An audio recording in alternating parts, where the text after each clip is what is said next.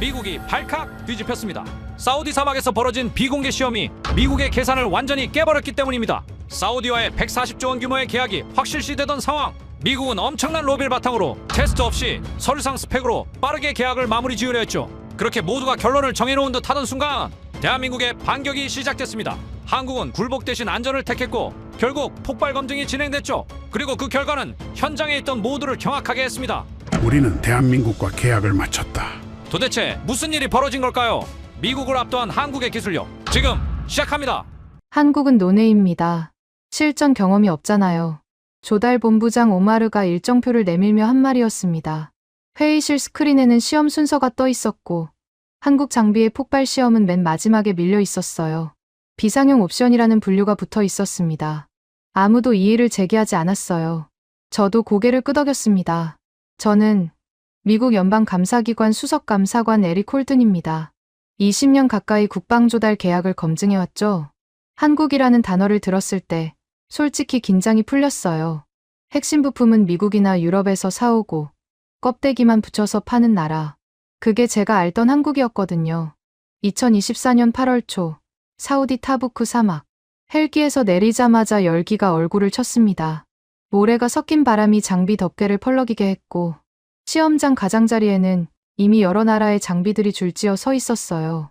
저는 그중 하나를 검증하러 온 사람이었습니다. 감사는 숫자로 시작해서 숫자로 끝난다고 믿어왔어요.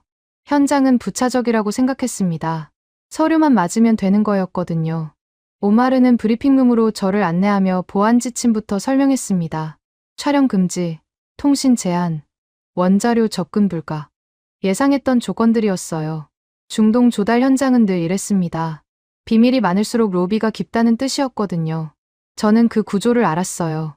비밀 부속서가 공개 문구를 어떻게 덮는지, 로비스트가 어떤 문장을 밀어 넣는지, 웬만한 수작은 다 봐왔습니다. 감사 범위는 예산입니다. 오마르가 선을 그었어요. 저는 고개를 끄덕이면서 속으로 메모를 남겼습니다. 범위를 좁히려는 시도는 늘 뭔가를 숨기려는 신호였거든요. 그가 내민 일정표를 다시 봤어요. 폭발 시험이 맨 끝에 밀려 있었습니다. 순서가 이상했어요. 폭발 생존성 시험은 조달 판정의 핵심 변수였거든요. 그걸 후순위로 미는 건 결과를 미리 정해놓겠다는 뜻이었습니다. 첫날 오후 시험장 관제실을 둘러봤습니다. 장비들이 늘어선 트랙 옆으로 임시 텐트가 쳐져 있었어요. 각국 기술팀이 자리를 잡고 있었습니다. 그중 한쪽에 한국팀이 있었어요. 인원이 많지 않았습니다. 대여섯 명 정도였어요. 그런데 뭔가 달랐습니다. 다른 팀들은 장비 앞에서 사진을 찍거나 담소를 나누고 있었어요. 한국팀은 노트북을 펼쳐놓고 문서를 정리하고 있었습니다. 저쪽은 뭘 하는 겁니까? 제가 오마르에게 물었어요. 로그 표준화 문서를 제출하겠다고 합니다. 측정 항목이랑 저장 형식을 통일해달라는 요청이에요. 오마르의 목소리에 짜증이 섞여 있었습니다. 시험도 시작하기 전에요? 그러니까요. 까다롭습니다. 저는 그 순간 이상한 느낌을 받았어요. 로그 형식을 먼저 통일하겠다는 건 무슨 의미였을까요? 시험 결과를 조작할 여지를 없애겠다는 뜻이었습니다. 기록 형식이 판정을 만든다는 사실을 아는 사람의 행동이었어요. 그런데 저는 그때 그 의미를 제대로 읽지 못했습니다. 한국이라는 선입견이 먼저였거든요. 한국팀의 현장 총괄이 다가왔습니다. 강성호라고 자신을 소개했어요. 50대 초반으로 보였습니다. 말투가 차분했어요. 그가 문서 한 부를 내밀었습니다.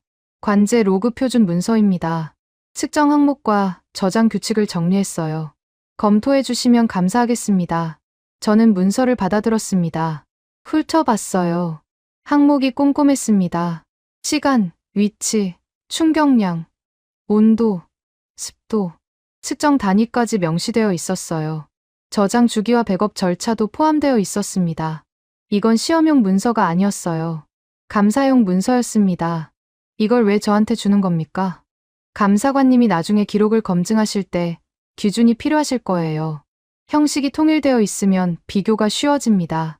강성우의 말에 저는 잠시 멈칫했습니다. 그의 눈이 차분했어요. 도전하는 눈빛이 아니었습니다. 그냥 당연한 절차를 밟는 사람의 눈이었어요. 저는 불쾌했습니다. 감사는 제 영역이었거든요. 한국 기술자가 제 일을 미리 정리해놓는 꼴이었습니다. 감사 기준은 제가 정합니다. 물론이죠. 참고 자료일 뿐입니다. 강성호가 고개를 숙이고 돌아갔어요. 저는 그 문서를 가방에 구겼습니다. 나중에 버릴 생각이었어요. 그런데 이상하게 손이 그 문서를 계속 만지작거렸습니다. 뭔가 걸리는 게 있었거든요. 저녁에 관제 장교 알리를 만났습니다. 젊은 사우디 장교였어요. 그가 먼저 말을 꺼냈습니다. 한국팀이 제출한 로그 형식, 시스템에 반영했습니다. 내가 승인한 적 없는데요. 본부장님 지시였어요. 어차피 표준화는 해야 하니까 먼저 제출한 형식을 쓰자고 하셨습니다. 저는 속으로 욕이 나왔어요. 오마르가 한국을 논외라고 해놓고 한국이 제출한 형식을 먼저 채택한 거였습니다. 앞뒤가 맞지 않았어요. 그런데 생각해보니 이해가 됐습니다. 오마르 입장에서는 누가 제출하든 상관없었던 거예요. 중요한 건 자기가 통제권을 쥐는 거였습니다. 한국 형식을 쓰면서도 한국을 후순위로 미는 게 가능했던 거죠. 그날 밤 숙소에서 강성호가 제출한 문서를 다시 펼쳤습니다. 구겨진 종이를 펴면서 저는 제 행동이 유치하다고 느꼈어요. 문서를 읽었습니다. 항목 하나하나가 논리적이었어요. 빈틈이 없었습니다. 이건 경험에서 나온 문서였어요. 시험장에서 뭐가 문제가 되는지 아는 사람이 만든 거였습니다. 저는 불편했어요. 조립국이라고 생각했던 나라에서 이런 문서가 나올 리 없었거든요. 다음 날 아침, 품질 엔지니어 김미경이 탑승 점검표 초안을 올렸습니다. 폭발 시험 전에 탑승자 안전을 확인하는 절차였어요. 저는 그 문서도 받아봤습니다. 점검표가 상세했어요. 탑승 전, 탑승 중, 탑승 후, 각 단계별로 확인 항목이 나뉘어 있었습니다. 서명란까지 만들어져 있었어요. 이건 폭발 시험을 실제로 하겠다는 의지의 표현이었습니다. 오마르가 그 점검표를 보고 인상을 찌푸렸어요. 폭발 시험은 아직 확정 아닙니다. 확정이 아니라도 준비는 해야죠. 김미경의 대답이 담담했습니다. 30대 후반으로 보이는 여성이었어요. 말투에 힘이 있었습니다. 오마르가 말문이 막힌 표정을 지었어요. 저는 그 광경을 보면서 묘한 기분이 들었습니다. 한국팀은 싸우지 않았어요. 그냥 문서를 올렸습니다. 절차를 만들었어요. 그게 오히려 더 무서웠습니다. 저는 그날 저녁 내부 메모를 작성했습니다. 감사 범위를 예산해서 기록과 부속서까지 확장하겠다는 내용이었어요. 오마르가 선을 그은 바로 그 선을 넘는 거였습니다. 근거는 있었어요. 로그 형식이 이미 채택됐고 점검표 초안이 올라왔고 원자료 접근은 지연되고 있었습니다. 뭔가 숨기려는 구조가 보였거든요. 감사관으로서 당연한 조치였습니다. 메모를 보내고 나서 저는 창밖을 봤어요. 사막의 밤하늘이 맑았습니다. 별이 쏟아질 것 같았어요. 저는 그 별을 보면서 한국팀 생각을 했습니다. 왜 저렇게 준비가 철저할까? 실전 경험이 없는 나라가 왜 저런 문서를 만들 수 있을까? 이해가 안 됐어요. 그런데 한 가지는 확실했습니다. 한국 장비가 폭발 시험을 통과할 리 없었어요. 종이 위의 절차가 아무리 완벽해도 실전은 다르거든요. 사막의 열기, 모래, 충격. 그 조건을 버틸 수 있는 건 실전에서 검증된 장비뿐이었습니다. 한국은 그 경험이 없었어요. 저는 그날 밤 확신했습니다. 한국 장비는 탈락할 거라고. 폭발 시험이 열리든 안 열리든 결과는 정해져 있다고. 조립국의 껍데기가 사막에서 버틸 리 없었거든요. 그 확신이 얼마나 어리석었는지 저는 아직 몰랐습니다. 리야드로 이동하라는 지시가 떨어졌습니다. 왕실 방위 상황실에서 화상회의가 열린다는 거였어요. 타부크에서 헬기로 2시간 거리였습니다. 저는 그 이동이 무슨 의미인지 알았어요. 현장이 아니라 회의실에서 판이 결정된다는 뜻이었거든요. 중동 조달은 늘 그랬습니다. 시험 결과보다 회의록 문장이 먼저였어요. 회의실에 도착했을 때 이미 여러 사람이 자리를 잡고 있었습니다. 오마르가 중앙에 앉아 있었어요. 그 옆에 군수법무관 파드 알무타이리가 서류를 정리하고 있었습니다. 화면에는 왕실 기술보좌 라인이 연결되어 있었어요. 저는 구석 자리에 앉았습니다. 감사관은 발언권이 제한적이거든요. 듣고 기록하는 게 제 역할이었습니다. 회의가 시작되자마자 오마르가 입을 열었어요. 보안상 시험 일정을 단축해야 합니다. 외부 노출 위험이 커지고 있어요. 파드가 고개를 끄덕였습니다. 그가 서류 한 장을 화면에 띄웠어요. 비밀 부속서 존재를 전제로 한 법률 리스크 메모였습니다. 저는 그 문서를 보면서 속으로 계산했어요. 비밀 부속서가 있다는 건 공개 계약과 다른 조건이 숨겨져 있다는 뜻이었거든요. 그 조건이 뭔지는 모르지만 리스크 메모가 나왔다는 건 누군가 불안해하고 있다는 신호였습니다. 폭발 시험은 후순위로 유지합니다. 오마르의 말에 아무도 반박하지 않았어요. 저도 입을 다물었습니다. 아직은 지켜볼 때였거든요. 그런데 그때 화면 속에서 목소리가 들렸어요. 왕실 기술보좌 라인이었습니다. 최종 판단은 실전 데이터로만 한다. 짧은 문장이었어요. 그런데 회의실 공기가 바뀌었습니다. 오마르의 표정이 굳었어요. 파드가 펜을 내려놓았습니다. 저는 그 문장을 메모했어요. 왕실에서 나온 문장은 무겁거든요. 회의록에 박히면 나중에 뒤집기 어려웠습니다. 회의 중간에 통역이 들어왔어요. 사라 알파드라고 자신을 소개했습니다. 30대 초반으로 보이는 여성이었어요. 왕실 통역이자 기술비서라고 했습니다. 그녀가 회의록을 정리하기 시작했어요. 저는 그녀의 손놀림을 지켜봤습니다. 빠르고 정확했어요. 아랍어와 영어를 동시에 타이핑하고 있었습니다. 회의가 끝난 뒤 오마르가 사라에게 다가갔어요. 저는 멀찍이 서 그 대화를 들었습니다. 왕실 문구를 좀 완화해 줄 수 있습니까? 실전 데이터라는 표현이 너무 강해요. 어떻게 바꾸길 원하십니까? 참고 데이터 정도로요. 최종 판단은 종합적으로 한다. 이런 식으로. 사라가 잠시 멈췄어요. 그녀의 눈이 오마르를 똑바로 봤습니다. 왕실에서 나온 문장입니다. 제가 바꿀 수 있는 게 아니에요. 형식적인 수정이잖아요. 형식이 내용을 바꿉니다. 번역본에는 원문 그대로 반영하겠습니다. 오마르의 얼굴이 붉어졌어요. 그는 아무 말 없이 돌아섰습니다. 저는 그 광경을 보면서 사라라는 사람을 다시 봤어요. 왕실 통역은 보통 윗선의 말을 부드럽게 다듬는 역할이거든요. 그런데 이 사람은 달랐습니다. 문장을 지키려고 했어요. 다음 날 아침, 낯선 사람이 제 숙소를 찾아왔습니다. 레나트 폰 크라우제라고 자신을 소개했어요. 유럽 억양이 섞인 영어였습니다. 명함에는 컨설턴트라고 적혀 있었지만 저는 바로 알았어요. 로비스트였습니다. 20년 동안 이런 사람들을 수없이 만났거든요. 홀든 감사관님, 잠시 이야기 나눌 수 있을까요? 무슨 일입니까? 감사 보고서 관련해서요. 도움이 될 만한 자료를 가져왔습니다. 레나트가 서류 봉투를 내밀었어요. 저는 받아들었습니다. 안에는 문장 샘플이 들어 있었어요. 감사 보고서에 들어갈 법한 문구들이었습니다. 중립적인 표현으로 포장되어 있었지만 내용을 읽어보니 방향이 분명했어요.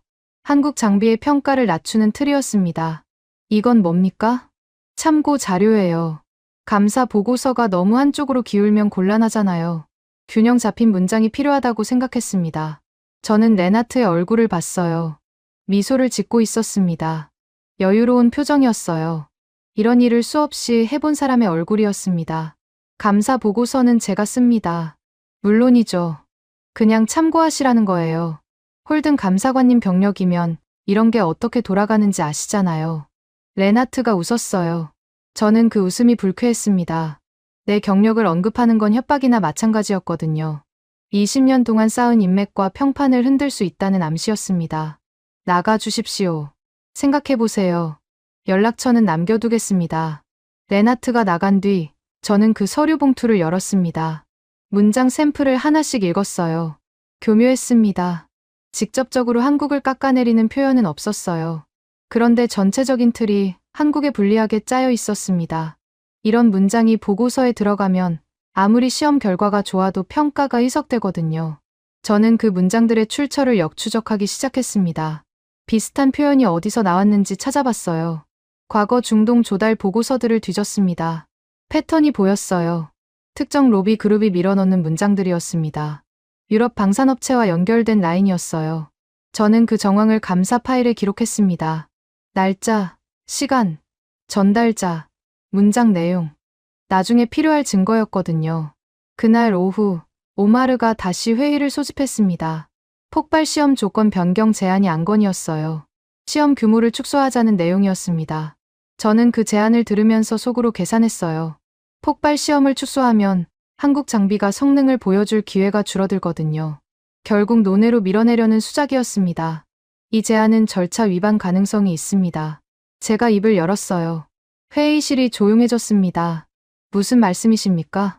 오마르가 날카롭게 물었어요. 시험 조건은 사전에 합의된 겁니다. 중간에 변경하려면 모든 참가국의 동의가 필요해요. 일방적으로 바꾸면 감사 보고서의 절차 위반으로 기록됩니다. 오마르의 얼굴이 굳었어요. 파드가 서류를 뒤적였습니다. 저는 그들의 반응을 지켜봤어요. 제 말이 맞다는 걸 알고 있었습니다. 절차를 건드리면 감사관의 권한이 커지거든요. 오마르는 제 권한을 축소하려 했지만 오히려 제 칼날을 정당화해준 꼴이었어요. 보류하겠습니다. 오마르가 한 발 물러났어요. 저는 고개를 끄덕였습니다. 작은 승리였어요. 그런데 기분이 좋지 않았습니다. 이건 시작일 뿐이었거든요. 레나트 같은 사람들이 붙어 있다는 건 싸움이 길어진다는 뜻이었습니다. 회의가 끝난 뒤 저는 사라를 찾아갔어요. 그녀가 회의록을 정리하고 있었습니다. 왕실 문장, 번역본에 그대로 반영하셨습니까? 네. 최종 판단은 실전 데이터로만 한다. 원문 그대로요. 오마르 본부장이 수정 요청했다고 들었습니다. 사라가 저를 봤어요. 잠시 망설이는 표정이었습니다. 수정 요청은 있었어요. 거절했습니다. 왜요? 문장이 바뀌면 의미가 바뀌거든요. 제 일은 왕실의 뜻을 정확히 전달하는 거예요. 본부장의 뜻을 전달하는 게 아닙니다. 저는 사라의 말을 곱씹었어요. 이 사람은 자기 역할을 정확히 알고 있었습니다. 그리고 그 역할을 지키려고 했어요. 중동에서 이런 사람을 만나기는 쉽지 않았습니다. 감사합니다. 뭐려? 문장을 지켜줘서요. 사라가 고개를 끄덕였어요. 표정이 담담했습니다. 저는 그녀에게서 강성호와 비슷한 느낌을 받았어요. 싸우지 않으면서 자기 자리를 지키는 사람. 문서와 절차로 버티는 사람. 한국 팀과 닮아 있었습니다. 숙소로 돌아오는 길에 저는 생각했어요. 이 판의 중심은 성능이 아니었습니다. 문장이었어요. 회의록에 어떤 문장이 박히느냐, 보고서에 어떤 표현이 들어가느냐, 그게 수십억 달러를 결정하는 거였습니다. 저는 그 구조를 알고 있었어요. 20년 동안 봐왔거든요. 그런데 이번에는 뭔가 달랐습니다. 왕실에서 나온 문장이 생각보다 강했어요. 실전 데이터로만 판단한다. 이 문장이 회의록에 박힌 이상 시험 결과를 무시하기 어려웠습니다. 오마르와 레나트가 아무리 문장을 흔들어도 왕실 문장이 버티고 있는 한 완전히 뒤집기는 힘들었어요. 저는 그날 밤 감사 파일을 정리했습니다. 레나트가 전달한 문장 샘플, 오마르의 수정 요청, 사라의 거절, 모든 정황을 기록했어요. 아직은 쓸 때가 아니었습니다. 그런데 언젠가 필요할 거라는 예감이 들었어요. 창밖을 봤습니다. 리야드의 밤은 타부크보다 밝았어요. 도시의 불빛이 사막의 어둠을 밀어내고 있었습니다. 저는 그 불빛을 보면서 불안해졌어요. 이 판이 생각보다 복잡하다는 걸 느꼈거든요. 한국 장비는 여전히 노예라고 생각했습니다. 그런데 그 노예를 둘러싼 싸움이 점점 커지고 있었어요. 왜 이렇게까지 하는 걸까요? 조립국 하나 밀어내는데 왜 이렇게 많은 사람이 움직이는 걸까요? 저는 그 질문을 떨쳐낼 수 없었습니다. 타부크로 돌아왔습니다. 리야드에서 이틀을 보내는 동안 시험장에서는 경쟁 장비의 주행 테스트가 진행되고 있었어요. 헬기에서 내리자마자 관제실로 향했습니다. 뭔가 분위기가 이상했어요. 사람들이 웅성거리고 있었습니다. 무슨 일입니까? 제가 알리에게 물었어요. 관제장교의 얼굴이 굳어 있었습니다. 결함이 또 나왔습니다. 또요? 지난번과 같은 유형이에요. 주행 중 출력 저하. 트랙 중간에서 멈췄습니다. 저는 관제 화면을 봤어요. 트랙 한가운데 장비 하나가 서 있었습니다. 주변에 정비 인력이 모여 있었어요. 열기 속에서 사람들이 분주하게 움직이고 있었습니다. 경쟁 장비였어요. 유럽제. 팩상으로는 최고 수준이었습니다. 알리가 로그 화면을 띄웠어요. 출력 그래프가 급격히 떨어지는 구간이 보였습니다. 결함 코드가 빨간색으로 깜빡이고 있었어요. 저는 그 화면을 사진으로 찍으려 했습니다. 촬영 금지입니다. 뒤에서 목소리가 들렸어요. 오마르였습니다. 그가 언제 들어왔는지 몰랐어요. 감사 기록용입니다. 보안 사안이에요. 원자료 접근은 제한됩니다. 저는 오마르를 봤어요. 그의 눈이 차가웠습니다. 이건 숨기려는 거였어요. 결함이 기록에 남으면 곤란하다는 뜻이었습니다. 접근 제한 사유를 서면으로 주십시오. 서면이요? 감사 절차입니다. 구두 지시는 기록에 남지 않아요. 오마르의 표정이 굳었어요. 그는 잠시 망설이더니 고개를 끄덕였습니다. 보내드리겠습니다. 그가 나간 뒤 알리가 조용히 말했어요. 로그는 이미 저장했습니다. 봉인 절차 들어갔어요. 봉인이요? 결함 발생 시 자동으로 봉인됩니다. 제가 만든 규칙은 아니에요. 한국팀이 제출한 표준 절차입니다. 저는 그 말에 멈칫했어요. 강성호가 제출한 로그 표준 문서가 떠올랐습니다. 저장 규칙과 봉인 절차가 포함되어 있었거든요. 그때는 그냥 넘겼는데 지금 보니 의미가 달랐어요. 결함이 터지면 자동으로 기록이 보호되는 구조였습니다. 누군가 지우려 해도 흔적이 남는 거였어요. 트랙으로 나갔습니다. 열기가 숨을 막았어요. 장비 주변에 사람들이 모여 있었습니다. 안전감사관 압둘라 술탄이 현장을 통제하고 있었어요. 50대 후반으로 보이는 사우디 관료였습니다. 표정이 엄격했어요. 시험 중단입니다. 압둘라가 선언했어요. 주변이 술렁거렸습니다. 중단이요. 수리하면 되잖아요. 정비 책임자가 반박했어요. 유럽 억양이었습니다. 동일 유형 결함이 반복됐습니다. 안전 기준상 원인 분석 없이 재시험은 불가능해요. 원인은 알고 있어요. 냉각 개통 문제입니다. 사막 조건에서 과열된 거예요. 그럼 사막에서 못 쓴다는 얘기 아닙니까? 압둘라의 말에 정비 책임자가 입을 다물었어요. 저는 그 대화를 들으면서 속으로 정리했습니다. 사막 조건에서 결함이 반복된다는 건 치명적이었거든요. 스펙이 아무리 좋아도 현장에서 못 버티면 의미가 없었습니다. 오마르가 트랙으로 뛰어왔어요. 얼굴이 붉었습니다. 중단은 시기상조 아닙니까? 한 번 더 기회를 줘야죠. 안전 기준을 제가 만든 게 아닙니다. 규정대로 하는 거예요. 압둘라의 목소리가 단호했어요. 오마르가 말문이 막힌 표정을 지었습니다. 저는 그 광경을 보면서 압둘라라는 사람을 다시 봤어요. 이 사람은 윗선 눈치를 보지 않았습니다. 규정을 근거로 자기 판단을 밀어붙이고 있었어요. 시험이 중단되자 현장 분위기가 바뀌었습니다. 대체 시나리오로 이동한다는 지시가 떨어졌어요. 다른 장비들의 시험 순서가 앞당겨졌습니다. 저는 그 흐름을 지켜보다가 한국팀 쪽을 봤어요. 강성호가 서류를 들고 관제실로 향하고 있었습니다. 저는 그를 따라갔어요. 뭘 하시는 겁니까? 폭발 시험 일정 상향 요청서입니다.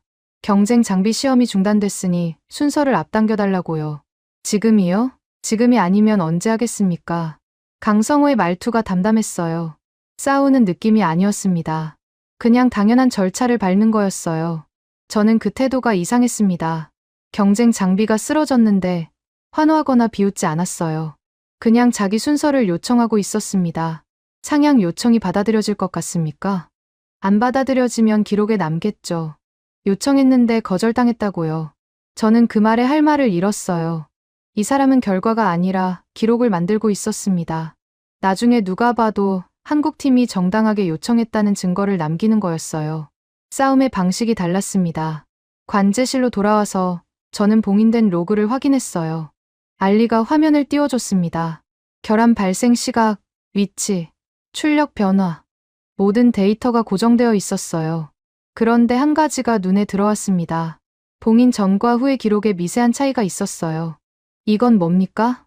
봉인 직전에 누군가 접근했습니다. 수정 시도가 있었어요. 수정이요? 실패했습니다. 봉인이 먼저 걸렸거든요. 그런데 접근 기록은 남았어요. 저는 그 기록을 봤어요. 접근 시각이 결함 발생 후 3분 이내였습니다. 누군가 빠르게 움직였다는 뜻이었어요. 수정하려 했지만 실패한 거였습니다. 저는 그 구간을 표시했어요. 조작 가능 구간. 감사 메모로 남겼습니다. 이건 나중에 누가 책임을 지는지를 정하는 증거였거든요. 오후에 오마르가 새로운 지시를 내렸습니다. 통신과 촬영 통제를 강화한다는 내용이었어요. 시험장 내 모든 개인 기기 사용이 금지됐습니다. 저는 그 지시를 들으면서 속으로 웃었어요. 통제를 강화할수록 뭔가 숨기고 있다는 신호거든요. 감사관 입장에서는 오히려 좋았습니다. 저녁에 압둘라를 만났어요. 그가 먼저 말을 꺼냈습니다. 홀든 감사관님, 오늘 현장 보셨죠? 봤습니다. 어떻게 생각하세요? 스펙과 현장은 다르다는 걸 확인했어요. 압둘라가 고개를 끄덕였어요. 저도 그렇게 생각합니다. 종이 위의 성능은 의미가 없어요. 사막에서 버티는 게 진짜 성능입니다. 한국 장비는 어떻게 보십니까? 압둘라가 잠시 멈췄어요. 그의 눈이 저를 봤습니다. 아직 모릅니다. 시험을 안 했으니까요. 그런데 준비 상태는 나쁘지 않아 보여요. 준비 상태요? 점검표가 상세합니다. 탑승 절차도 만들어놨더군요. 폭발 시험을 진지하게 준비한 건 한국팀뿐이에요. 저는 압둘라의 말을 곱씹었어요. 안전감사관이 한국팀의 준비 상태를 인정하고 있었습니다. 이건 성능이 아니라 절차에 대한 평가였어요. 폭발 시험을 실제로 하겠다는 의지, 그걸 뒷받침하는 문서. 그게 압둘라의 눈에 들어온 거였습니다. 숙소로 돌아오는 길에 강성호를 마주쳤어요. 그가 먼저 인사했습니다. 감사관님, 상향 요청 결과 나왔습니다. 어떻게 됐습니까? 검토 중이래요. 사실상 보류죠. 예상했습니까? 했죠. 그래도 기록은 남았습니다. 강성호가 웃었어요. 씁쓸한 웃음이었습니다. 저는 그 표정을 보면서 이상한 감정을 느꼈어요. 이 사람은 지금 이기고 있는 건지 지고 있는 건지 모르겠었습니다. 결과만 보면 요청이 거절당한 거였어요. 그런데 태도는 패배자 같지 않았습니다. 왜 이렇게까지 합니까? 제가 물었어요. 강성호가 저를 봤습니다. 뭐려? 문서 만들고, 요청하고, 기록 남기고, 결과가 안 나오는데도 계속하잖아요. 결과는 나중에 나옵니다. 기록은 지금 남기는 거예요. 그게 무슨 차이입니까? 결과는 바꿀 수 있어요. 기록은 못 바꿉니다. 저는 그 말에 할 말을 잃었어요. 이 사람은 지금 당장의 승패가 아니라 나중에 판정을 준비하고 있었습니다. 기록이 쌓이면 누군가는 책임을 져야 하거든요. 거절한 쪽이든 요청한 쪽이든. 강성호는 그 구조를 알고 있었어요. 그날 밤, 저는 감사 파일을 정리하면서 생각했습니다. 경쟁 장비가 쓰러졌어요. 결함이 반복됐고, 시험이 중단됐습니다. 로그는 봉인됐고, 조작 시도의 흔적도 남았어요. 이 모든 게 기록에 있었습니다. 그런데 한국 장비는 아직 아무것도 증명하지 못했어요. 폭발 시험은 보류 상태였고, 순서 상향 요청도 거절당했습니다. 객관적으로 보면 한국은 여전히 논외였어요. 그런데 이상하게 불안했습니다.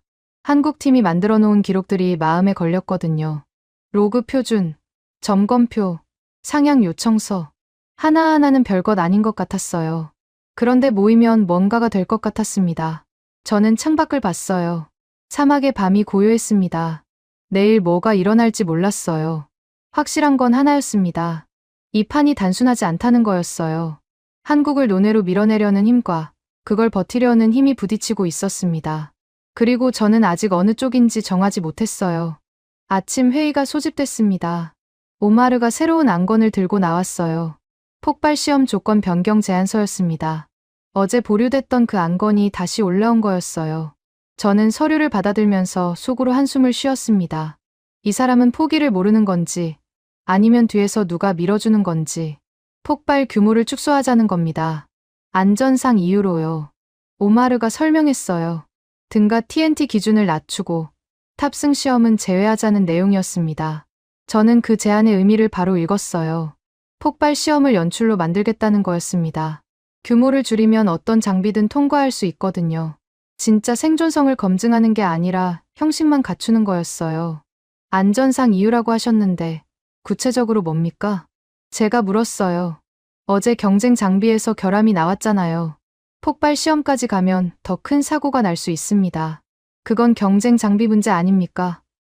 다른 장비까지 조건을 바꿀 이유가 없어요. 오마르의 표정이 굳었어요.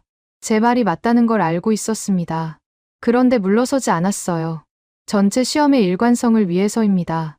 한 장비만 다른 조건으로 시험하면 비교가 어렵잖아요. 일관성이요?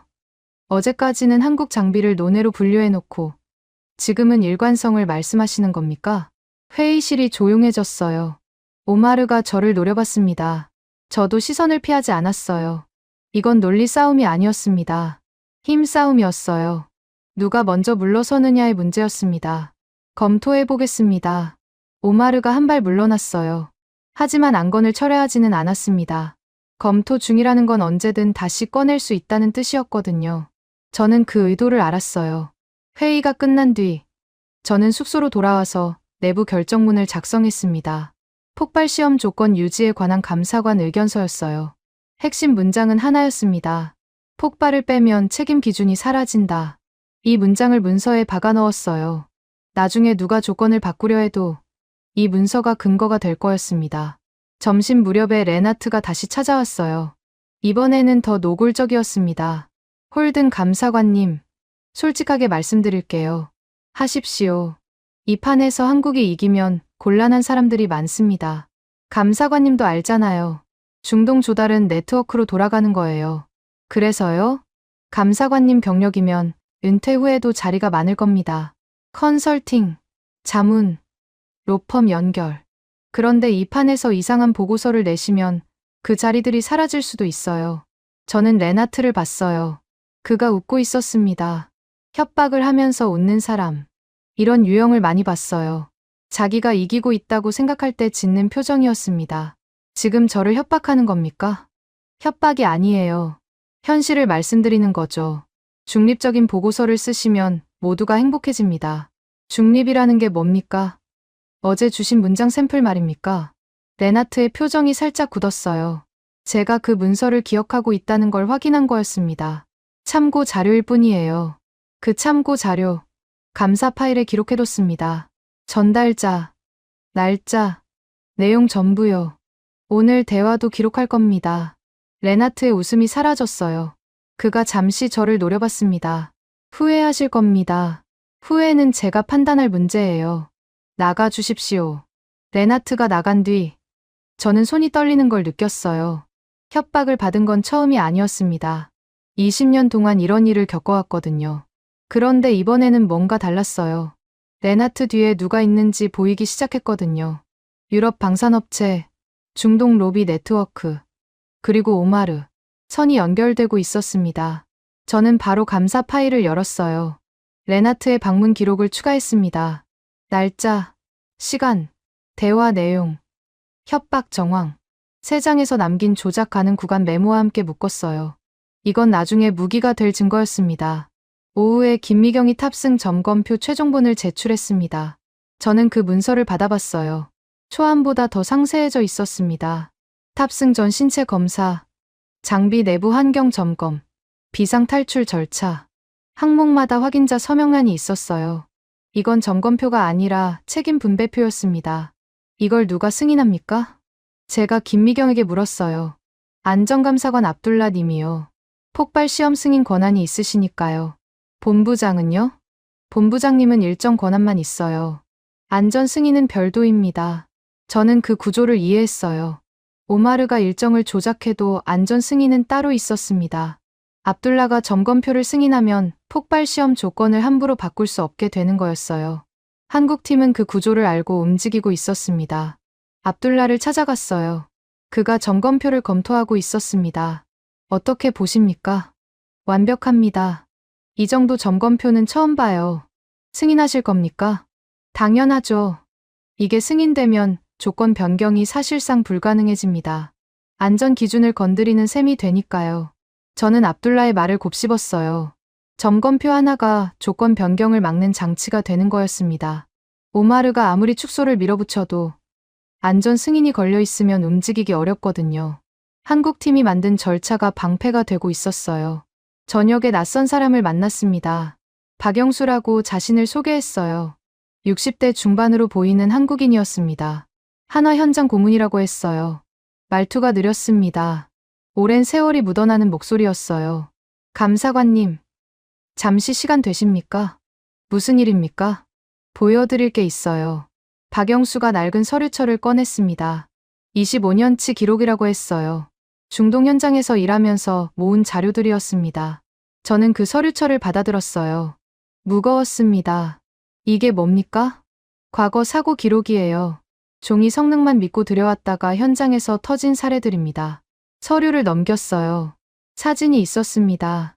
부서진 장비, 멈춰선 차량, 정비 불가 판정서, 날짜가 적혀 있었어요. 10년 전, 15년 전, 20년 전. 오래된 기록들이었습니다. 왜 이걸 저한테 보여주시는 겁니까? 폭발 시험이 왜 필요한지 아시게 하려고요. 스펙은 거짓말을 해요. 현장은 안 합니다. 박영수의 눈이 저를 봤어요. 피곤해 보이는 눈이었습니다. 오랜 시간 현장을 지켜온 사람의 눈이었어요. 이 기록들은 누가 알고 있습니까? 아무도 몰라요. 알려고도 안 했고요. 로비가 더 쉬우니까. 그런데 왜 지금 꺼내시는 겁니까? 이번에는 달라야 하니까요.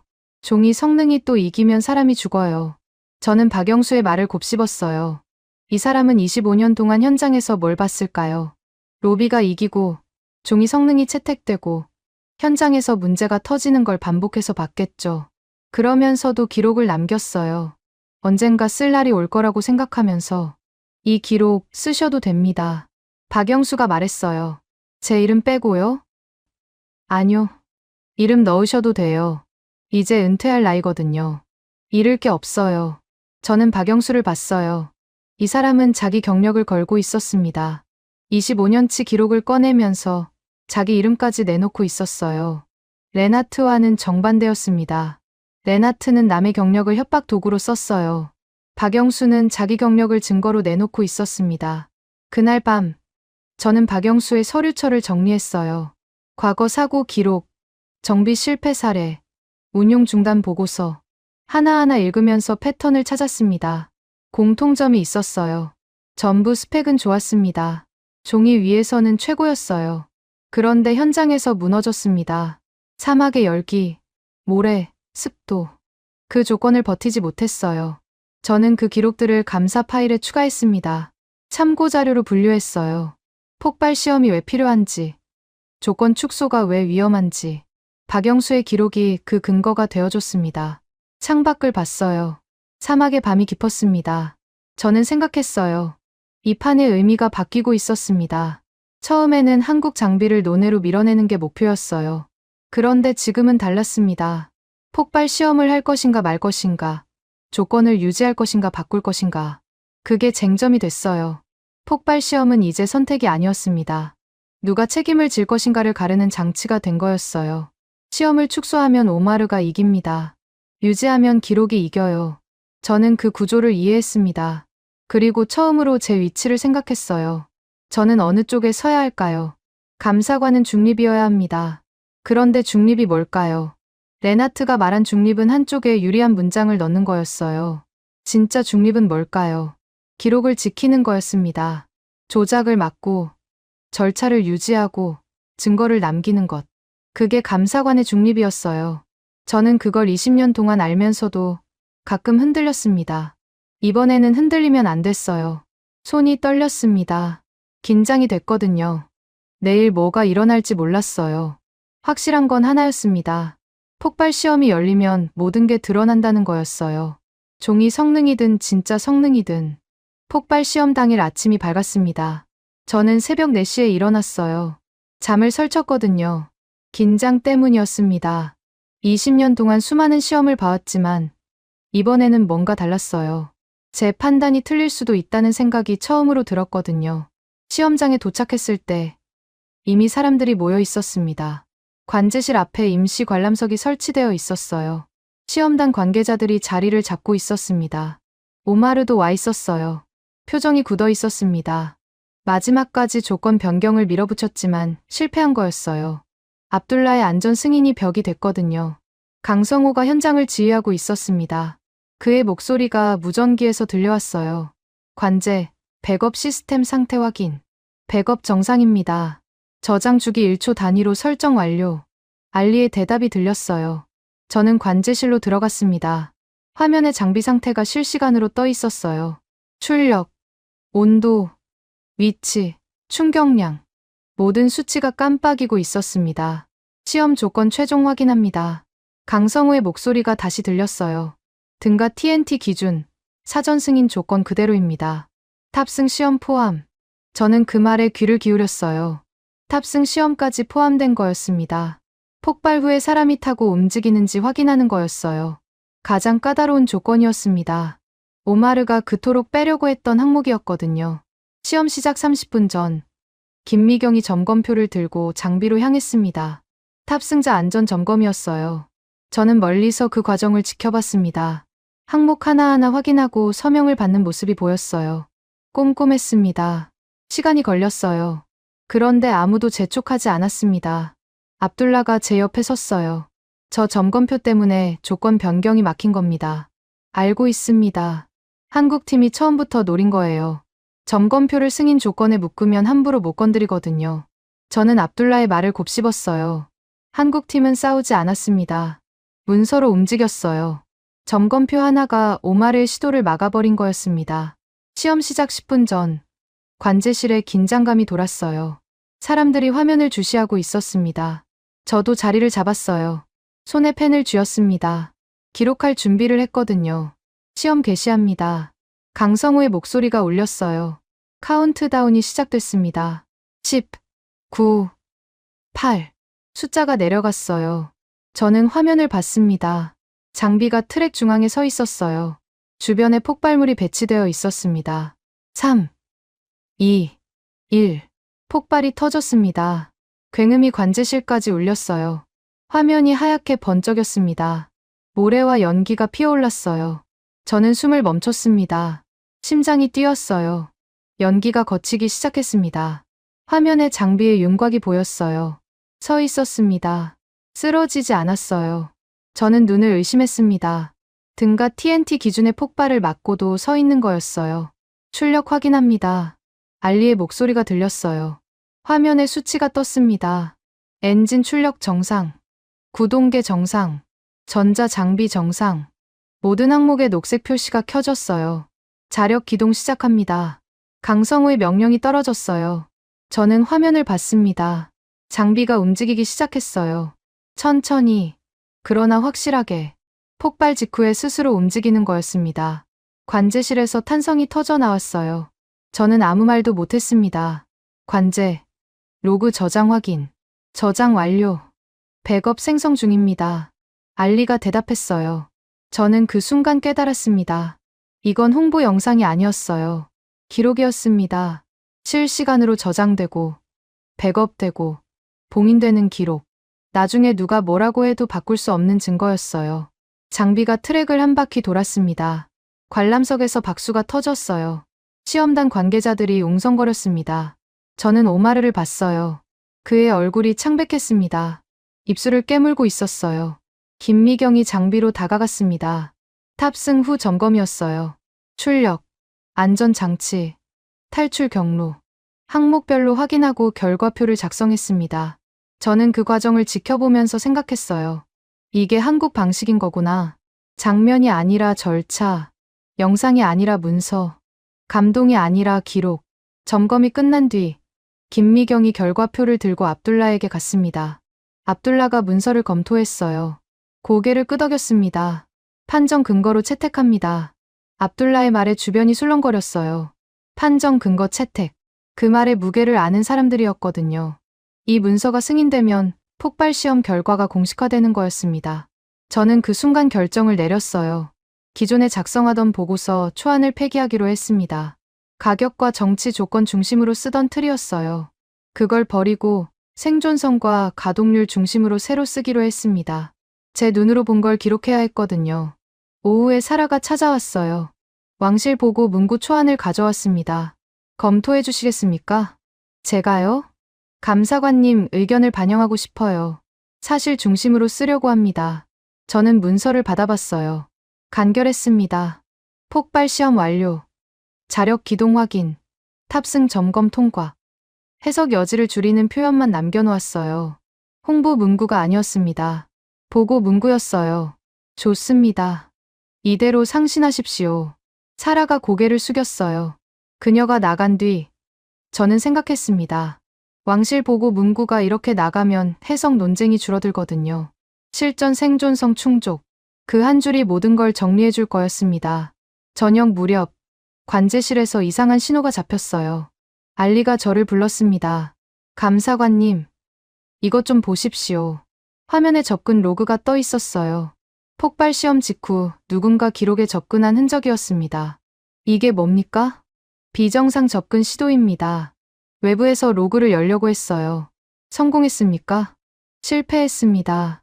봉인이 먼저 걸렸거든요. 그런데 시도 자체가 기록에 남았어요. 저는 그 로그를 봤어요. 접근 시각이 폭발 후 5분 이내였습니다. 누군가 빠르게 움직인 거였어요. 결과가 나오자마자 기록을 건드리려 한 거였습니다. 접근 출처는요? 본부 네트워크입니다. 정확한 단말기는 추적 중이에요. 저는 속으로 계산했어요. 본부 네트워크. 오마르 쪽이었습니다. 폭발 시험이 성공하자 기록을 지우려 한 거였어요. 그런데 실패했습니다. 한국팀이 만든 봉인 절차가 막아버린 거였어요. 이 기록, 봉인하십시오. 제 권한으로요. 알겠습니다. 알리가 봉인 절차를 실행했어요. 저는 그 화면을 지켜봤습니다. 접근 시도 기록이 감사 파일에 추가됐어요. 이건 나중에 누가 뭘 했는지 증명하는 증거였습니다. 오마르가 관제실로 들어왔어요. 표정이 굳어 있었습니다. 기록 접근을 왜 막습니까? 봉인 절차입니다. 시험 결과가 확정되기 전까지 수정이 불가능해요. 감사관 권한으로요? 네, 절차상 문제 없습니다. 오마르의 얼굴이 붉어졌어요. 그가 뭔가 말하려다 입을 다물었습니다. 저를 노려보더니 돌아섰어요. 저는 그 뒷모습을 봤습니다. 이 사람은 지금 궁지에 몰린 거였어요. 시험은 성공했고, 기록은 봉인됐고, 조작 시도는 실패했습니다. 숙소로 돌아오는 길에 강성호를 만났어요. 그가 먼저 말을 꺼냈습니다. 감사관님, 오늘 보셨죠? 봤습니다. 어떻게 생각하세요? 저는 잠시 멈췄어요. 뭐라고 대답해야 할지 몰랐습니다. 솔직히 말하면 충격이었거든요. 조립국이라고 생각했던 나라의 장비가 폭발을 버텼습니다. 자력으로 움직였어요. 점검표대로 모든 항목을 통과했습니다. 인상적이었습니다. 그게 제가 할 수 있는 말이었어요. 강성호가 고개를 끄덕였습니다. 아직 끝난 게 아닙니다. 기록이 확정되기 전까지는요. 그래서 봉인 절차를 만들어 놓은 겁니까? 네. 결과가 나와도 기록이 바뀌면 의미가 없거든요. 저는 강성호의 말을 곱씹었어요. 이 사람은 처음부터 이 순간을 준비했던 거였습니다. 로그 표준, 점검표, 봉인 절차. 모든 게 오늘을 위한 장치였어요. 시험 결과가 아니라 기록을 지키기 위한 구조였습니다. 그날 밤, 저는 새 보고서 초안을 쓰기 시작했어요. 생존성, 가동률, 현장 검증, 가격과 정치 조건은 뒤로 미뤘습니다. 제 눈으로 본 걸 기록했어요. 폭발을 버틴 장비, 자력으로 움직인 기록, 봉인된 로그. 그게 판정의 근거가 되어야 했습니다. 손이 떨렸어요. 흥분 때문이었습니다. 20년 동안 감사 보고서를 써왔지만 이렇게 확신을 가지고 쓰는 건 처음이었어요. 제가 본 게 진짜였거든요. 종이 성능이 아니라 현장 성능. 로비가 아니라 기록. 그게 오늘 증명됐습니다. 창밖을 봤어요. 사막의 밤하늘에 별이 쏟아지고 있었습니다. 저는 그 별을 보면서 생각했어요. 이 판은 이제 누가 지웠는가까지 포함하는 싸움이 됐습니다. 기록을 지키는 쪽과 지우려는 쪽. 저는 어느 쪽인지 정했어요. 폭발 시험 다음 날, 싸움의 방향이 바뀌었습니다. 현장에서 회의실로 옮겨간 거였어요. 시험 결과는 나왔지만 그걸 어떻게 해석하느냐가 남은 문제였습니다. 저는 그 싸움이 올 줄 알았어요. 기록이 있어도 문장이 바뀌면 의미가 달라지거든요. 아침에 레나트가 다시 찾아왔습니다. 이번에는 여유로운 표정이 아니었어요. 눈 밑에 다크서클이 졌더군요. 밤새 뭔가 했다는 신호였습니다. 홀든 감사관님, 어제 시험 결과는 인상적이었죠. 그랬습니다. 그런데 시험 결과와 조달 결정은 다른 문제잖아요. 종합적으로 봐야 합니다.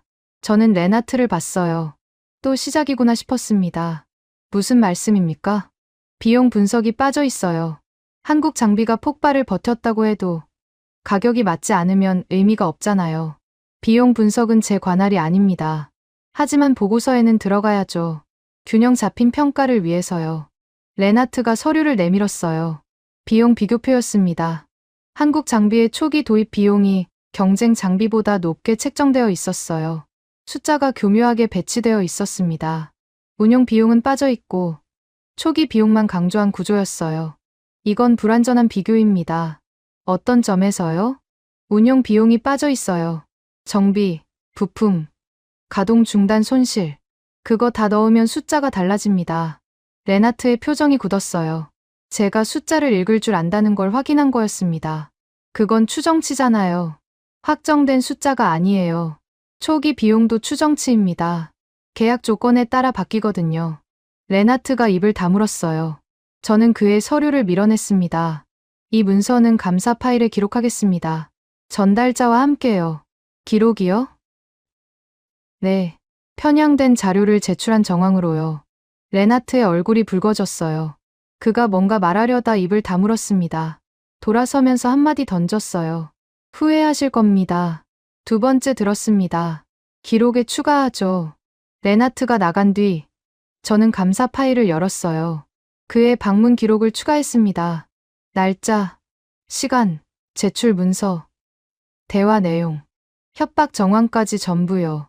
이제 세 번째 기록이었습니다. 오전 회의에서 새로운 인물이 등장했어요. 나왈 하미드, 재무 책임자였습니다. 40대 후반으로 보이는 사우디 여성이었어요. 말투가 날카로웠습니다. 폭발 시험 결과는 확인했습니다. 그런데 예상 검토가 필요해요. 나왈이 회의를 시작했어요. 저는 그녀의 의도를 읽었습니다. 레나트가 실패한 비용 프레임을 공식 루트로 밀어붙이는 거였어요. 한국 장비의 도입 비용이 예산을 초과합니다. 재무 관점에서 리스크가 있어요. 어떤 리스크입니까? 제가 물었어요. 나왈이 저를 봤습니다. 초기 투자 대비 회수 기간이 깁니다. 다른 옵션이 더 효율적이에요. 다른 옵션이라면 어제 결함난 장비 말씀입니까? 회의실이 조용해졌어요. 나왈의 표정이 굳었습니다. 그건 별개 문제예요. 별개가 아닙니다. 결함이 반복되면 운용 비용이 올라가거든요. 정비 비용, 가동 중단 손실, 대체 장비 비용. 그거 다 계산하셨습니까? 나왈이 대답하지 못했어요. 저는 서류를 꺼냈습니다. 밤새 준비한 운용 리스크 비교표였어요. 여기 비교표가 있습니다. 초기 비용만 보면 한국 장비가 높아요. 그런데 5년 운용 기준으로 보면 얘기가 달라집니다. 결함 빈도, 정비 주기, 부품 수급, 전부 포함하면 싼 장비가 더 비싸요. 나왈이 비교표를 받아봤어요. 눈이 빠르게 움직였습니다. 숫자를 읽고 있었어요. 이건 추정치잖아요. 박영수 고문의 25년치 현장 기록 기반입니다. 추정이 아니라 실적이에요. 나왈이 입을 다물었어요. 오마르가 끼어들었습니다. 그 기록의 신뢰성은 누가 검증했습니까? 제가 했습니다. 감사관으로서요. 오마르의 얼굴이 붉어졌어요. 그가 뭔가 말하려다 멈췄습니다. 감사관 권한에 도전하면 절차 문제가 되거든요. 저는 그 약점을 알았어요. 회의가 끝난 뒤 박영수를 찾아갔습니다. 그가 서류를 정리하고 있었어요. 오늘 회의 어떻게 됐습니까? 비용 프레임 막았습니다. 선생님 기록 덕분이에요. 박영수가 고개를 끄덕였어요. 그런데 숫자만으론 부족해요. 목표치가 있어야 합니다. 목표치요? 가동률, 정비 시간, 구체적인 기준이요. 그게 있어야 나중에 평가할 수 있거든요. 박영수가 종이 한 장을 꺼냈어요. 손글씨로 적힌 숫자들이었습니다. 연간 가동률 92% 이상, 정비 턴어라운드 4시간 이내. 이게 현장에서 가능한 기준이에요. 저는 그 숫자를 봤어요. 92%, 4시간, 구체적이었습니다. 이 기준, 어디서 나온 겁니까? 제가 25년 동안 본 겁니다. 이 정도 못 맞추면 현장에서 못 써요. 저는 박영수의 눈을 봤어요. 피곤해 보이는 눈이었습니다. 그런데 확신이 있었어요. 오랜 세월 현장을 지켜온 사람의 확신이었습니다. 이 기준, 보고서에 넣겠습니다. 제 이름 빼셔도 돼요. 아니요. 출처는 밝혀야 합니다. 그래야 신뢰성이 생겨요. 박영수가 고개를 끄덕였어요. 표정이 담담했습니다. 오후에 사라를 만났습니다. 그녀가 공개문구 초안을 가져왔어요. 법무 검토가 필요합니다. 비밀 부속서랑 충돌하면 안 되거든요. 파드 법무관이요? 네. 문장 구조를 맞춰야 해요. 저는 사라와 함께 파드를 찾아갔어요. 군수 법무관의 사무실은 회의실 옆에 있었습니다. 서류가 산처럼 쌓여 있었어요. 공개 문구 검토 요청입니다. 사라가 문서를 내밀었어요. 파드가 읽기 시작했습니다. 눈이 천천히 움직였어요. 법률가 특유의 꼼꼼함이었습니다. 여기 실전 생존성 충족이라는 표현. 이거 비밀 부속서랑 충돌 안 합니까? 충돌하지 않습니다. 부속서는 계약 조건이고 이건 시험 결과거든요. 시험 결과를 공개해도 되는 건가요? 결과 자체는 공개 가능합니다. 세부 수치만 제한되어 있어요. 파드가 고개를 끄덕였어요. 펜을 들어 몇 군데 표시했습니다. 이 부분만 수정하면 됩니다. 법무 승인 가능해요. 사라가 문서를 받아들었어요. 저는 그 과정을 지켜봤습니다. 공개 문구 하나 만드는데도 이렇게 절차가 필요했어요. 그런데 이 절차가 나중에 방패가 되거든요. 누가 문구를 바꾸려 해도 법무 승인이 걸려 있으면 함부로 못 건드립니다. 저녁에 오마르가 새로운 지시를 내렸습니다. 유출자 색출과 기록 통제 강화였어요. 폭발 시험 영상이 외부로 새어나갔다는 이유였습니다. 모든 기록 접근을 본부 승인으로 제한합니다. 오마르의 지시였어요. 저는 그 말을 듣고 바로 움직였습니다. 그 지시, 감사 절차에 저촉됩니다. 뭐가요? 기록 접근 제한은 감사관 동의가 필요해요. 일방적으로 바꾸면 감사 방해로 기록됩니다. 오마르의 얼굴이 붉어졌어요. 유출 방지를 위한 조치입니다. 유출 방지는 제 관할 밖이에요. 그런데 기록 접근 제한은 제 관할입니다. 제가 보호 범위를 확대하겠습니다. 저는 즉시 감사 권한으로 기록 보호 범위를 확대했어요. 폭발 시험 로그, 점검표, 관제 기록, 전부 감사 보호 대상으로 지정했습니다.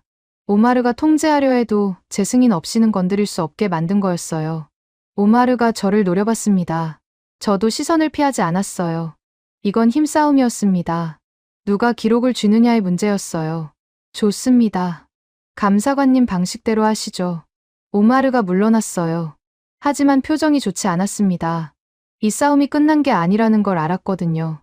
숙소로 돌아와서 보고서 초안을 다시 정리했습니다. 평가표에서 가격과 정치 항목을 삭제선으로 지웠어요. 대신 생존성, 가동률, 정비 기준을 핵심 지표로 올렸습니다. 박영수가 제시한 숫자들이 들어갔어요. 92%, 4시간, 구체적인 목표치였습니다.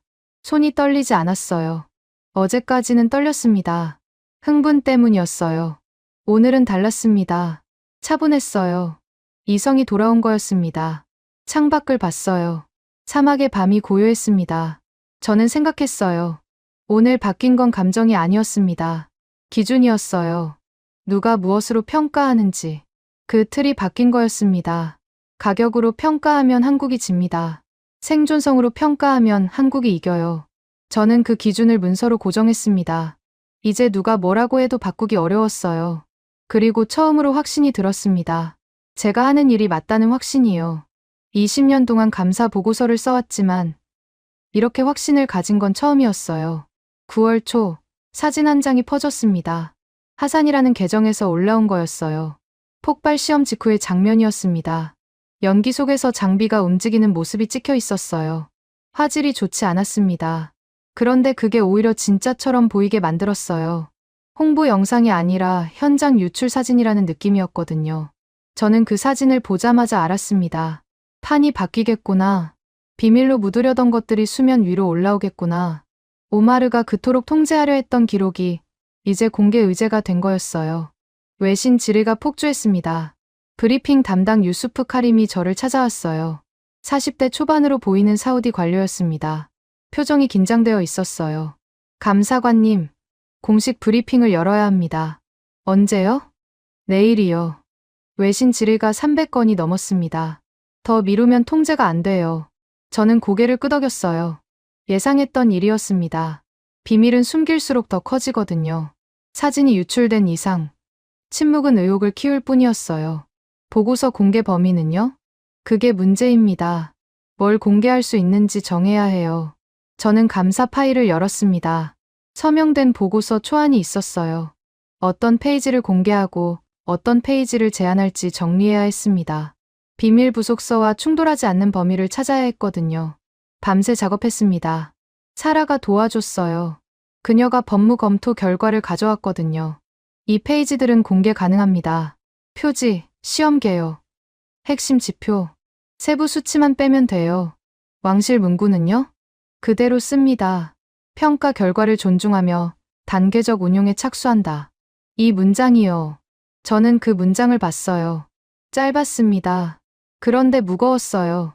왕실에서 나온 문장은 그 자체로 권위거든요. 이 한 줄이 모든 해석 논쟁을 끝낼 수 있었습니다. 다음 날 아침, 브리핑장에 도착했습니다. 기자들이 이미 자리를 채우고 있었어요. 카메라 플래시가 터졌습니다. 저는 구석에 섰어요. 감사관은 전면에 나서는 자리가 아니거든요. 유수프가 브리핑을 시작했습니다. 오늘 공식 발표를 하겠습니다. 타부크 시험장에서 진행된 장비 평가 결과에 대해서요. 기자들이 웅성거렸어요.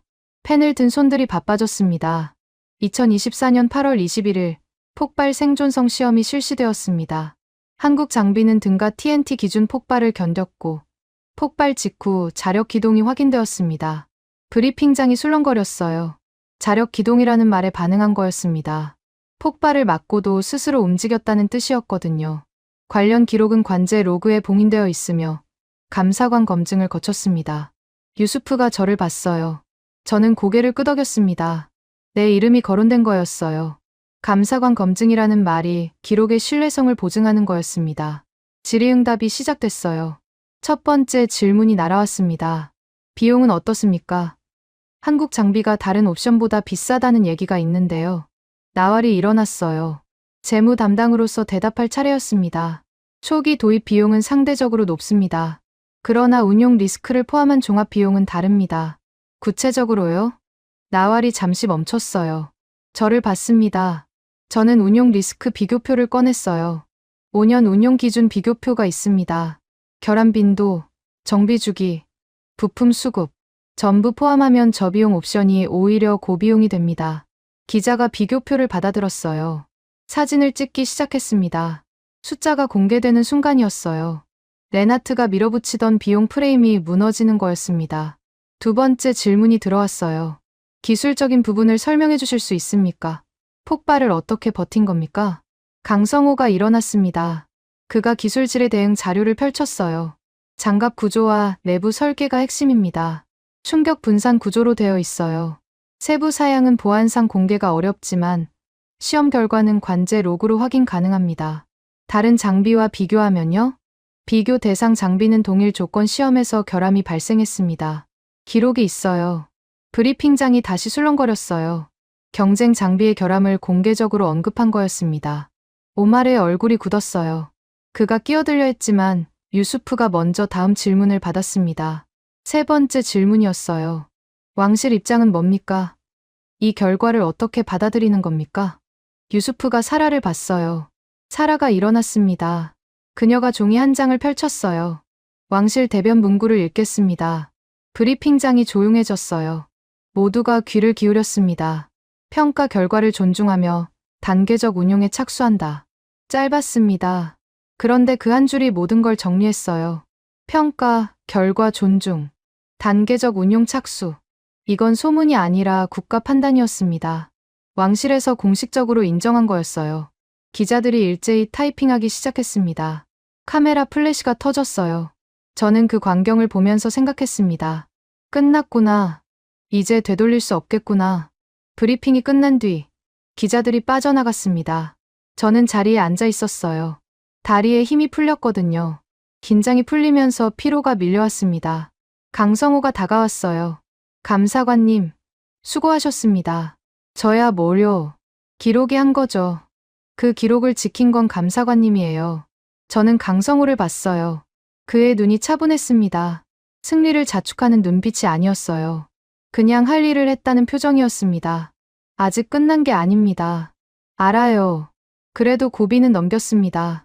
강성호가 고개를 숙이고 돌아갔어요. 저는 그 뒷모습을 봤습니다. 이 사람은 처음부터 이 순간을 준비했던 거였어요. 로그 표준, 점검표, 봉인 절차. 모든 게 오늘을 위한 장치였습니다. 오후에 오마르를 마주쳤어요. 그의 표정이 어두웠습니다. 아무 말 없이 지나가려 했어요. 본부장님, 제가 불렀습니다. 오마르가 멈췄어요. 뭡니까? 기록 통제 지시, 철회하시는 게 좋겠습니다. 이제 의미가 없어요. 오마르의 얼굴이 붉어졌어요. 그가 저를 노려봤습니다. 감사관님이 이겼다고 생각하십니까? 이기고 진 게 아닙니다. 기록이 남은 거예요. 오마르가 입을 다물었어요. 잠시 저를 보더니 돌아섰습니다. 그의 발걸음이 무거웠어요. 저는 그 뒷모습을 보면서 생각했습니다. 이 사람도 누군가의 지시를 받았겠죠. 레나트 뒤에 있는 사람들, 유럽 방산업체와 로비 네트워크. 오마르는 그 구조의 일부였을 뿐이에요. 저녁에 숙소로 돌아왔습니다. 사라가 찾아왔어요. 감사관님, 번역본 최종 확정했습니다. 왕실 문구요? 네, 아카이브에 저장했어요. 나중에 누가 바꾸려 해도 원본이 남아 있습니다. 저는 사라를 봤어요. 이 사람은 끝까지 문장을 지켰습니다. 오마르의 압박에도 해석 논쟁에도 흔들리지 않았어요. 고맙습니다. 저야 제 일을 한 거예요. 사라가 나간 뒤 저는 창밖을 봤습니다. 리야드의 밤이 깊었어요. 도시의 불빛이 반짝이고 있었습니다. 저는 생각했어요. 오늘 바뀐 게 뭘까? 사진 한 장이 유출됐고 브리핑이 열렸고 왕실 문구가 발표됐습니다. 그런데 진짜 바뀐 건 그게 아니었어요. 기록이 공식화된 거였습니다. 소문이 판단이 됐어요. 추측이 사실이 됐습니다. 그리고 저는 확신이 들었어요. 제가 한 일이 맞았다는 확신이요. 기록을 지키고 절차를 유지하고 증거를 남기는 것. 그게 감사관의 역할이었습니다. 20년 동안 알면서도 가끔 흔들렸어요. 이번에는 흔들리지 않았습니다. 손이 떨리지 않았어요. 어제까지는 이성이 돌아온 거라고 생각했습니다. 오늘은 달랐어요. 확신이었습니다. 제가 서 있는 자리가 맞다는 확신이요. 그날 밤, 저는 보고서 최종본에 서명했습니다. 에릭 홀든. 제 이름이 문서에 박혔어요. 이제 이 보고서는 제 책임이 된 거였어요. 누가 뭐라고 해도 제 서명이 남아있으니까요. 펜을 내려놓으면서 생각했어요. 20년 동안 수많은 보고서에 서명했습니다. 그런데 이렇게 무거운 서명은 처음이었어요. 제 경력이 아니라 제 판단을 건 서명이었거든요. 후회는 없었습니다. 브리핑이 끝나고 일주일이 지났습니다. 타부크 시험장은 정리 작업에 들어갔어요. 임시 텐트가 철거되고 장비들이 하나씩 옮겨졌습니다. 저는 그 광경을 보면서 생각했어요. 끝났구나. 정말 끝났구나. 종결 보고서를 작성해야 했습니다. 시험 결과 요약이 아니었어요. 책임 구간을 명확히 남기는 문서였습니다. 누가 언제 무엇을 결정했는지, 누가 어떤 기록을 만들었는지, 나중에 비슷한 일이 생겼을 때 참고할 수 있는 틀이었어요. 책상 앞에 앉아서 파일을 열었습니다. 20년 동안 수많은 종결 보고서를 썼어요. 그런데 이번에는 뭔가 달랐습니다. 손이 무거웠거든요. 제가 쓰는 문장 하나하나가 기준이 될 거라는 걸 알았어요. 첫 번째 항목을 작성했습니다. 시험 조건 유지 결정. 오마르의 축소 시도와 그에 대한 감사관 의견서를 기록했어요. 날짜, 근거, 결과, 전부 남겼습니다.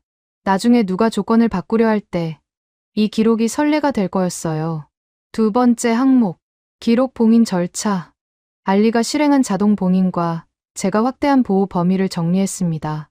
접근 시도 기록도 포함시켰어요. 누가 언제 기록을 건드리려 했는지 그 흔적이 남아 있어야 했거든요. 세 번째 항목, 로비 개입 정황.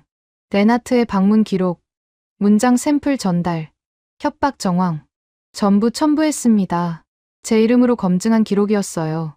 나중에 비슷한 시도가 있을 때 이 사례가 경고가 될 거였습니다. 오후에 강성호가 찾아왔어요. 손에 서류 묶음을 들고 있었습니다. 감사관님, 인계 문서 가져왔습니다. 뭡니까? 후속 운용 절차요. 정비 주기, 부품 수급, 현장 점검 항목. 다 정리했어요. 저는 서류를 받아봤습니다. 두꺼웠어요. 페이지를 넘겼습니다. 항목이 상세했어요. 일일 점검, 주간 점검, 월간 점검. 각 단계별로 확인사항이 나뉘어 있었습니다. 이건 시험용 문서가 아니네요. 운용용입니다. 시험은 끝났잖아요. 이제 실제로 쓰는 단계니까요. 저는 강성호를 봤어요. 이 사람은 이미 다음을 준비하고 있었습니다. 시험 성공에 취하지 않았어요. 바로 운용 단계로 넘어간 거였습니다.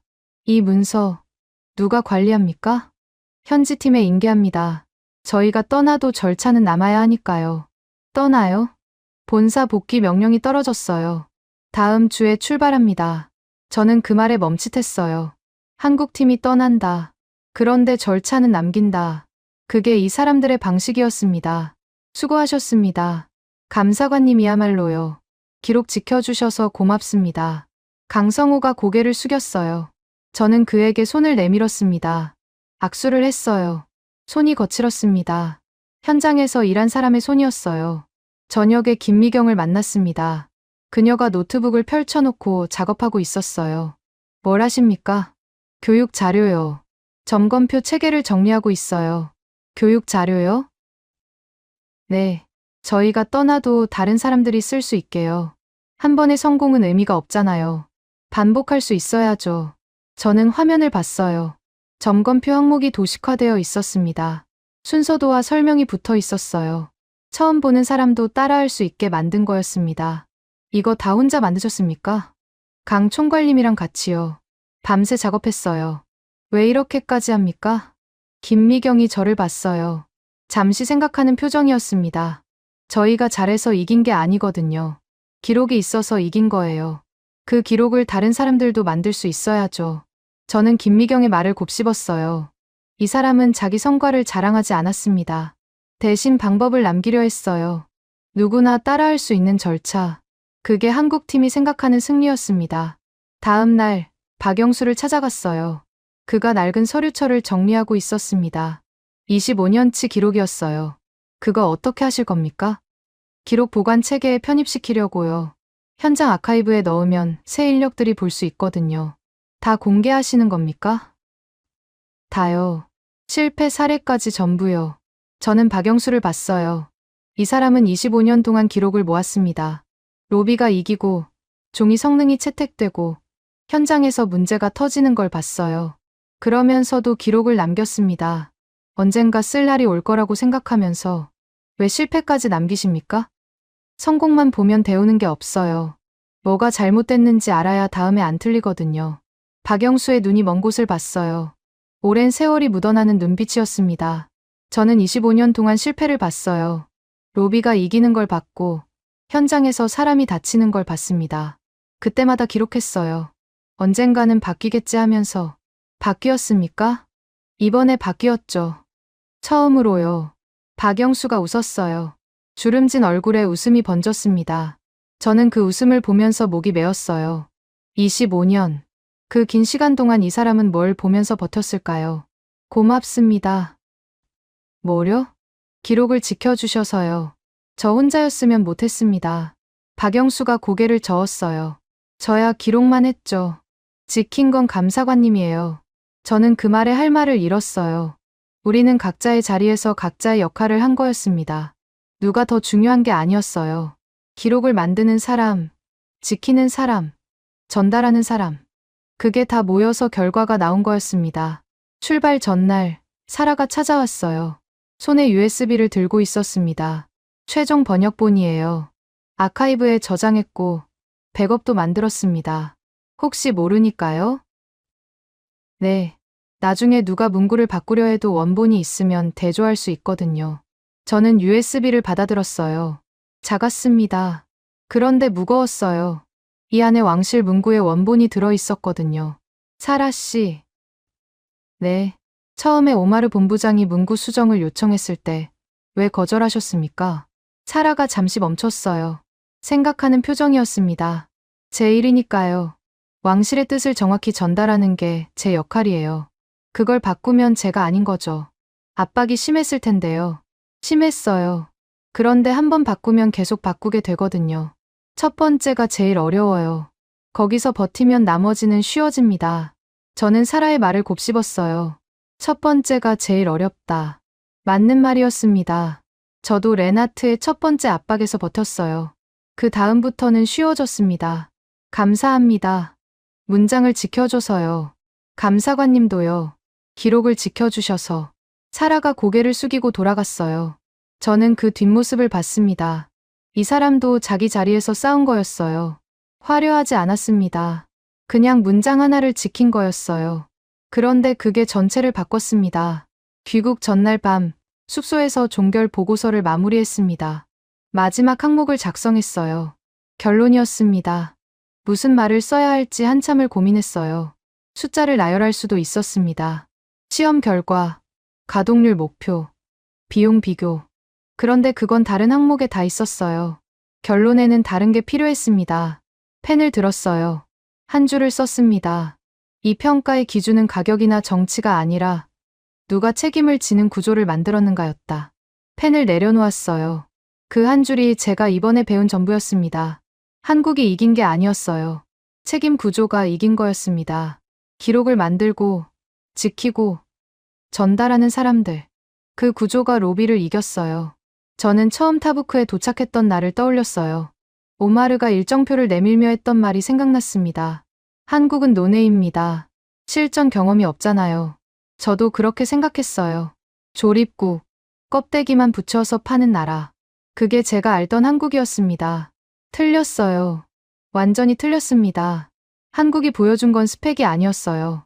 책임이었습니다. 누가 뭘 결정했는지 기록하고 그 기록을 지키고 나중에 검증할 수 있게 만드는 구조. 그게 한국의 진짜 강점이었어요. 폭발을 버틴 장갑이 아니라 폭발 후에도 기록이 남는 시스템. 그게 저를 바꿨습니다. 보고서에 서명했어요. 에릭 홀든. 제 이름이 또 한 번 문서에 박혔습니다. 이번에는 떨리지 않았어요. 확신이 있었거든요. 창밖을 봤습니다. 사막의 마지막 밤이었어요. 별이 쏟아지고 있었습니다. 저는 그 별을 보면서 생각했어요. 20년 동안 감사관으로 일했습니다. 숫자를 검증하고 절차를 확인하고 보고서를 썼어요. 그런데 이번처럼 제 직업의 의미를 느낀 건 처음이었습니다. 감사관은 숫자를 세는 사람이 아니었어요. 기록을 지키는 사람이었습니다. 누군가 지우려 할 때 버티는 사람. 누군가 바꾸려 할 때 막는 사람. 그게 제 역할이었어요. 20년 동안 알면서도 가끔 잊었습니다. 이번에 다시 배웠어요. 짐을 쌌습니다. 내일 아침 비행기였어요. 워싱턴으로 돌아가면 또 다른 감사가 기다리고 있을 거였습니다. 다른 나라, 다른 장비, 다른 사람들. 그런데 이번에 배운 건 어디서든 쓸 수 있었어요. 누가 더 강한가가 아니라 누가 끝까지 기록을 지키는가. 그 한 줄이 제 보고서에 남았습니다. 그리고 그 한 줄이 제 직업을 다시 정의했어요. 공항으로 가는 차 안에서 창밖을 봤습니다. 사막이 펼쳐져 있었어요. 모래와 열기. 그 속에서 사람들이 싸웠습니다. 로비와 기록이 부딪혔어요. 이번에는 기록이 이겼습니다. 다음에도 그럴까요? 모르겠어요. 그런데 한 가지는 확실했습니다. 기록을 지키는 사람들이 있는 한 싸움은 계속될 거라는 거였어요. 그리고 저도 그 사람들 중 하나가 됐습니다. 비행기가 이륙했어요. 사막이 멀어졌습니다. 저는 눈을 감았어요. 피곤했거든요. 그런데 마음은 가벼웠습니다. 제 이름이 서명된 보고서가 있었어요. 그 보고서에 기록이 남아 있었습니다. 그걸로 충분했어요. 대한민국이 잘하고 있다고 생각하신다면, 한국 최고, 대한민국이 아직 멀었다고 생각하신다면, 한국 힘내라. 여러분의 생각을 댓글로 남겨주세요. 지금까지 감동을 더하다였습니다.